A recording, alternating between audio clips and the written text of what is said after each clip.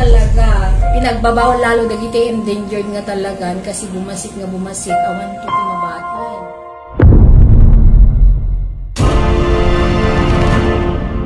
Lahat ng mga kababayan natin, no?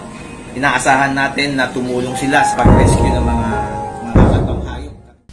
Napag-desisyonan ko na pong isole ito kasi naawa po ako at wala bang maipakain na maayos baka mamatay dito sa bahay Sana pag nakahuli kayo ng ganitong klase ng kuwan, agad natin i-surrender sa kinauukulan para sila na mag-alaga. So kakaibang klase ng pato ito. Meron siyang kulay blue na bill. Tapos yung feather dito sa may pakpak niya is ganun din, greenish blue. So napakagandang uri ng ibon ito.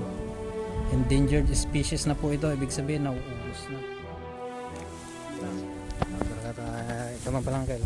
Marami pong salamat sa inyong pag-surrender, sir, at sana makapagbigay tayo ng aral sa ating mga kababayan na itong mga hayop na to ay pinagbabawal na pong hulihin dahil nauubos. Ano po ang masasabi nyo, sir, sa mga kababayan natin?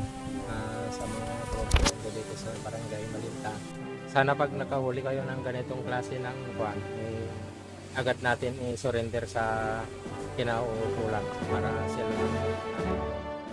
Kabilyo, napag-desisyonan ko na pong isole ito kasi naawa po ako. Wala bang maipakain na maayos baka mamatay dito sa bahay so, pansamantala munang ilalagay itong wild duck dito sa temporary shelter ng mga hayop. Diba na. So habang hinihintay natin yung pagtubo ng kanyang pakpak kasi yung pakpak niya is pinutol. So kailangan tumubo muna yan. At least free na siya, diba? Nakaka-exercise na yung pakpak niya. So kanina yung kondisyon ng kanyang tirahan ay parang napakasikip. So hindi siya makagalaw ng maayos. Ngayon at least nakakampay-kampay na yung pakpak niya. Medyo nanghihina siya.